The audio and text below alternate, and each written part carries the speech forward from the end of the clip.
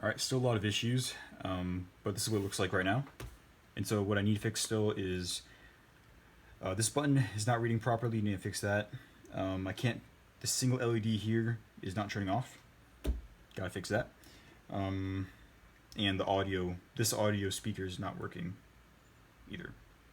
Although you're still getting your left and right channels out to the external audio jack right here, and so I know that's working at least. So right now you can see it's plugged in over USB-C. We can go over here, switch on the battery, and as UPS device we should be able to just unplug just like that.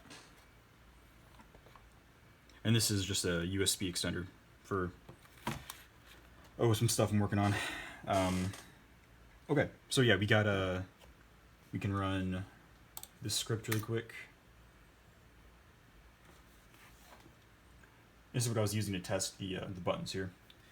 So you can see, well, 4 light up there. So 1, can't control that. 2, you see that turn on. The 3rd one is good. And then the 4th one, the 4th button does work, but it doesn't turn this light on. So you gotta work on that. What else? What else? We got. Yeah, so that's actually all the buttons that are connected over the GPIO pins.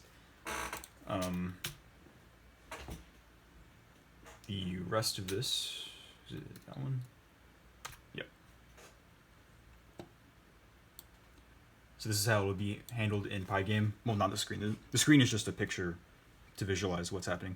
But you can see here we got A, X, Y, B, got right shoulder, and then left shoulder over here.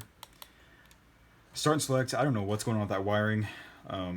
So right, I press A. If I press either of these, it'll repeat the last one, right? So that, I press Y, press B. So I don't know what's happening there. So gotta work on that still.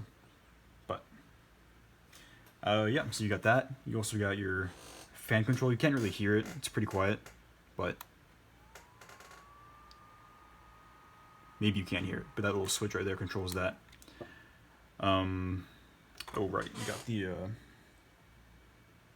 here. So this is that little switch on the back I was talking about to control the screen brightness. So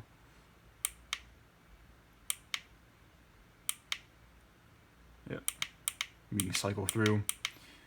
Got 5 settings for that. Yeah. Oh, I gotta sand down this the external pop-out USB board thing, but that pops out, so you got access to that if you need it. And that's just a micro SD adapter that plugs into the USB port right there. So yeah.